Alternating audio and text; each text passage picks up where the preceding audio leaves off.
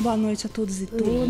Ladies and gentlemen, I would like to start by thanking Benjamin, Eugênia Aspásia, E toda a espiritualidade amiga, pela honra e pela felicidade de poder estar aqui, pela honra e felicidade que é estar no Departamento de Pesquisa Científica do Instituto Salto Quântico.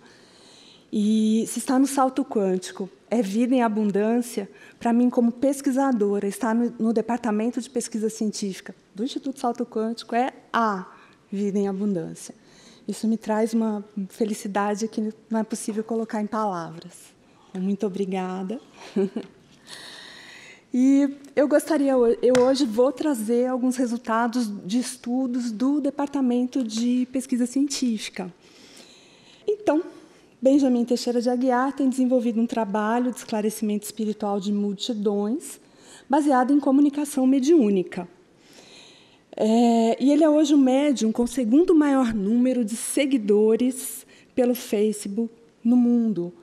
A única página que tem mais seguidores, página mediúnica, né, voltada a trabalho mediúnico, com o maior número de seguidores, é a da norte-americana Teresa Caputo.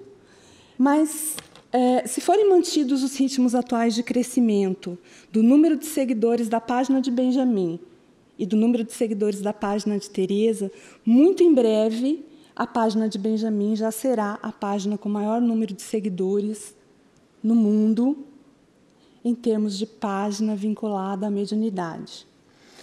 São 3 milhões, quase 3 milhões de seguidores ao longo do mundo, distribuídos em 128 países. E há controvérsia sobre o número total de países no mundo. A depender da perspectiva, são 189 ou 196 países. Mas, se nós utilizarmos 189 ou 186 como número máximo, de qualquer forma, ter seguidores em 128 países significa ter seguidores em 65% a 68% dos países do planeta, significa ter seguidores em cerca de 2/3 dos países do planeta. Então, a mediunidade de Benjamin é um ponto focal do trabalho de esclarecimento espiritual de multidões que ele realiza. E Benjamin apresenta quase todos os tipos de mediunidade descritos, com destaque para a comunicação por psicografias e psicofonias, mediunidade de cura e mediunidade profética.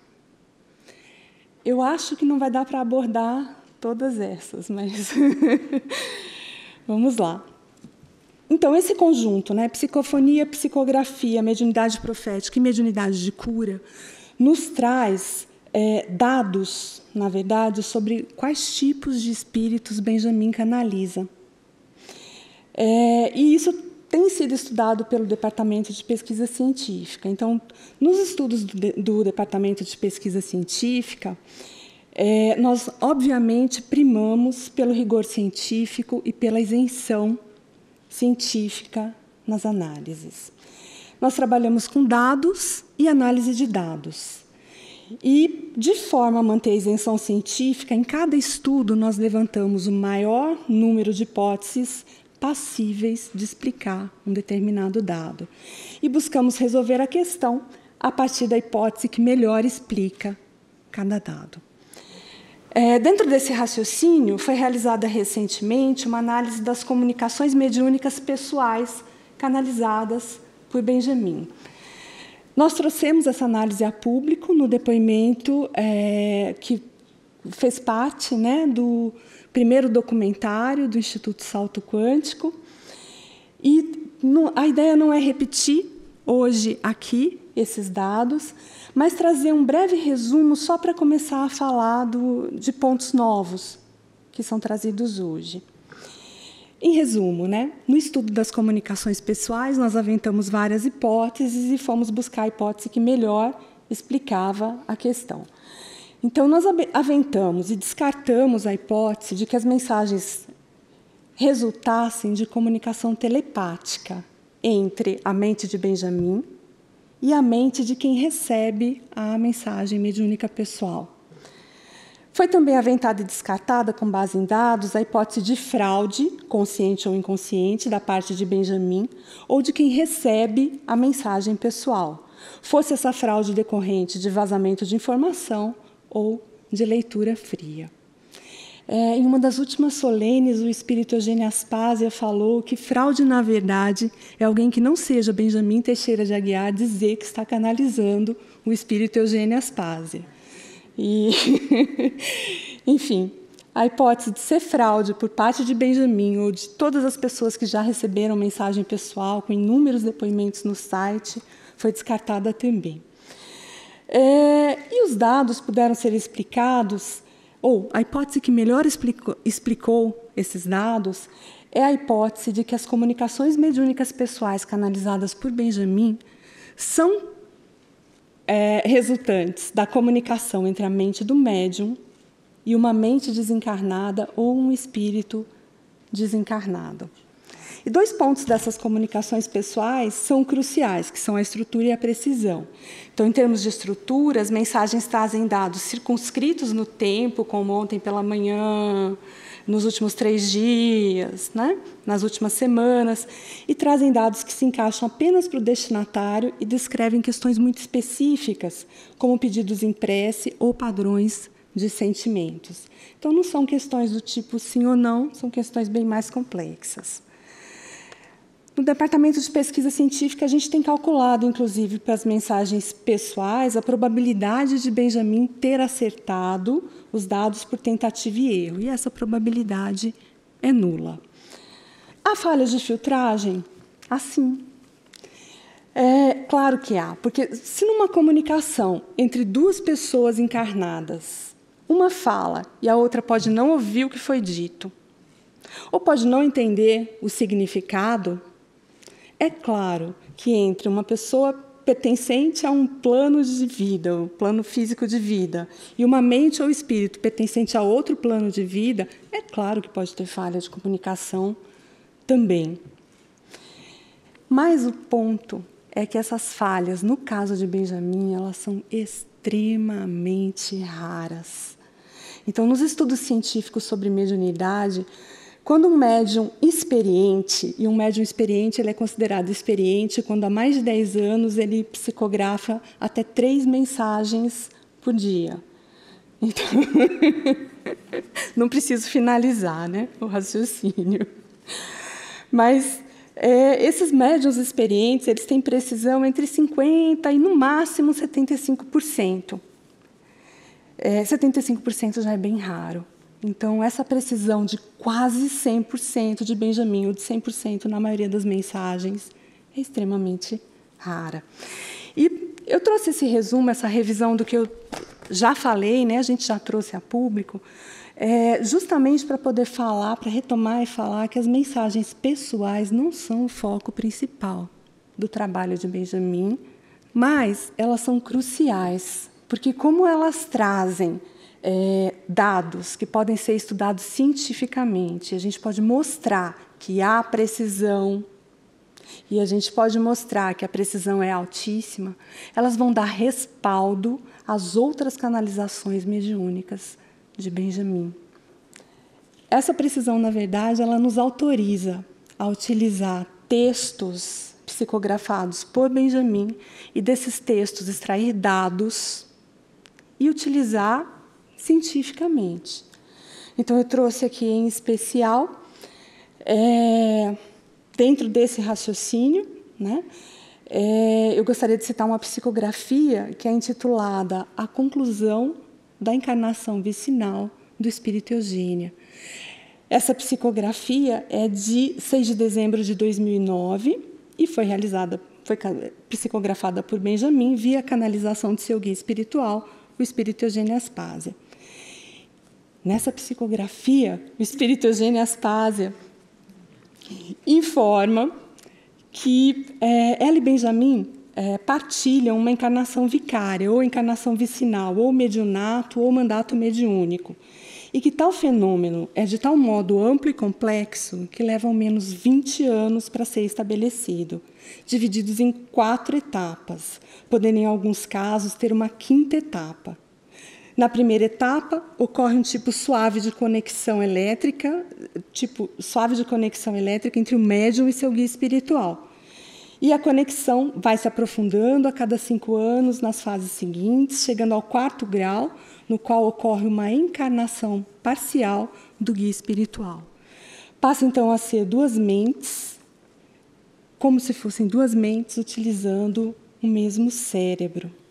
E o espírito Eugênio Aspásia explica que a isso se deve a precisão das mensagens pessoais que Benjamin traz, ou da precisão da mediunidade de Benjamin.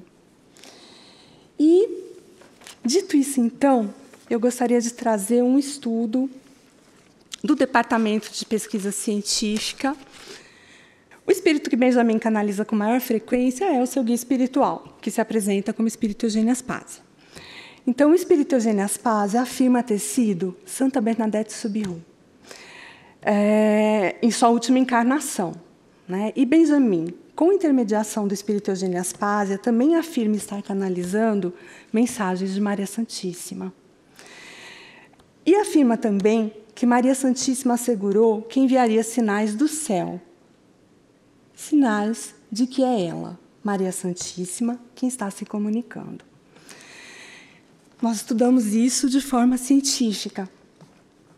E esse fato constitui, inclusive, uma das profecias trazida a lume pela mediunidade profética de Benjamin. Então, vamos à análise. O espírito Eugênio Aspásia afirma ter sido Santa Bernadette Soubirous, que foi a menina francesa que conversava com Maria Santíssima em uma gruta, a Gruta de Massabielle, em Lourdes, na França, no século XIX. Nesse local, Maria Santíssima afirmou a Santa Bernadette Soubirous que enviaria sinais que era ela. E, como sinal, ela fez jorrar água na Gruta de Massabielle. A essa água tem sido atribuído poder curativo, e esse poder curativo tem sido atribuído a Maria Santíssima. E a primeira cura que aconteceu pela água da Gruta de Massabielle foi de um homem que havia ficado cego, ou perdido a visão do olho esquerdo há mais de 20 anos. E que, assim que brotou a água, ele jogou a água da gruta e, a partir daquele momento, ele voltou a enxergar. A medicina da época não conseguia explicar esse fato. Ok. Aí, no Instituto Salto Quântico, são realizados eventos anuais, os eventos Maria Cristo, em homenagem a Maria Santíssima. E nesses eventos são escritas cartas a Nossa Senhora. Essas cartas são queimadas em rituais místicos e há inúmeros relatos de pedidos que são atendidos. Em 2010, a menina Mariana dos Santos Mendonça estava ficando cega do olho esquerdo. E, à época, ela estava com 20% de acuidade visual com o auxílio de lentes. Por um exame de tomografia, detectou-se que a perda da visão estava sendo causada por uma sequela de lesão no nervo óptico. 3 oftalmologistas afirmaram que o quadro era irreversível e que Mariana perderia totalmente a visão do olho esquerdo. Maria José Campos, aqui presente, tia e madrinha de Mariana e componente do Instituto Salto Quântico, pediu, em carta dirigida a Nossa Senhora, para que Nossa Senhora interviesse na perda de visão de Mariana. A carta foi queimada durante o evento Maria Cristo 2010, e 3 dias após a queima da carta, Mariana estava no banheiro da escola, jogando água no olho. E ela tinha mania de ficar testando a visão, então ela ficava olhando para os dedos e testando a visão. E ela jogou água no olho, de repente viu um clarão intenso por mais de 1 minuto. Ela relata que é como se fosse um sol, como se ela estivesse vendo a luz do sol, olhando direto para o sol. Foi em termo de 1 minuto a 1 minuto e meio, como se estivesse olhando diretamente para um sol. E, em seguida, ela voltou a enxergar. Aí foi no banheiro, lavou o olho. Depois que lavou, fechava e abria, aí viu que estava enxergando. Mariana foi reanalisada por médicos e nós temos uma informação técnica de que a visão do olho esquerdo de Mariana voltou a ser de 80%. Ela relata, atualmente, ela relatou há poucos meses atrás, no departamento de pesquisa, que a visão do olho esquerdo já está praticamente idêntica à que estava na época em que ela começou a perder a visão. Mas, imediatamente, voltou a 80% de acuidade visual. E veja que tanto a perda da visão quanto a recuperação são embasadas em dados, a tomografia. Mariana foi acompanhada por 3 médicos, e os médicos não conseguem explicar, com base na medicina atual, como aconteceu a cura da Mariana. O Departamento de Pesquisa Científica também realizou uma ampla revisão da literatura através de um site indexador de artigos científicos que pertence ao Instituto Nacional de Saúde dos Estados Unidos, que é o PubMed, e não encontramos nenhum relato semelhante ao de Mariana. Não encontramos nenhum dado que fosse recente, publicado um mês atrás, que pudesse explicar, até um mês atrás, que pudesse explicar a recuperação da visão de Mariana. E aí, a hipótese, então, nós sempre levantamos o maior número de hipóteses, mas a hipótese de que a medicina convencional explica a cura da Mariana se fez totalmente inviável. Tem que existir uma outra explicação. Nós passamos, então, a analisar a explicação de que Maria Santíssima teria atendido o pedido realizado em carta por Maria José. E encontramos aí todas as coincidências. Então, vejam. O espírito Eugênio Aspásia diz que foi Santa Bernadette Soubirous que, na Gruta de Lourdes, via Maria Santíssima, e Maria Santíssima disse que daria um sinal, e aí jorra água, primeira cura da visão, recuperação de visão do olho esquerdo, sem explicação pela medicina. No Instituto Salto Quântico, através da mediunidade profética de Benjamin, Maria Santíssima avisou que daria sinais claros. Os sinais são muitos. Nós estamos trazendo só esse agora, mas são muitos, e muitos já estão no site. Ela avisou através da mediunidade de Benjamin, e a primeira cura reportada após uma carta aconteceu 3 dias após o evento Maria Cristo, e foi também recuperação de visão do olho esquerdo após jogar água. Então, nós teríamos que renunciar ao bom senso para buscar outras hipóteses que explicassem a questão. Necessariamente foi uma cura promovida por Maria Santíssima, como sinal do céu, e também reiterando a informação que vem através da mediunidade de Benjamin. Essa cura reitera a informação de que Eugênia Aspásia, o espírito Eugênia Aspásia, foi Santa Bernadette Soubirous. Então, era basicamente isso que eu gostaria de trazer. Eu acho que o tempo esgotou, né?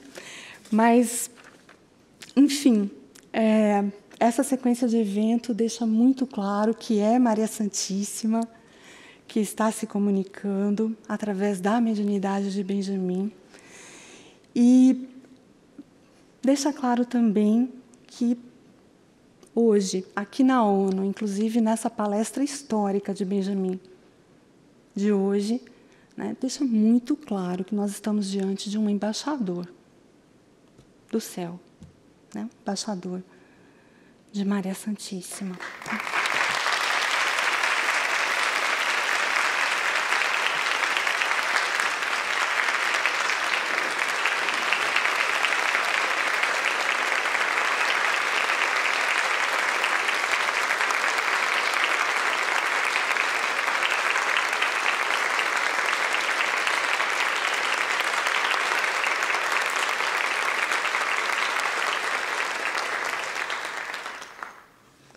Benjamin, muito obrigada por trazer o céu até nós o tempo todo. Obrigada, gente, pela atenção.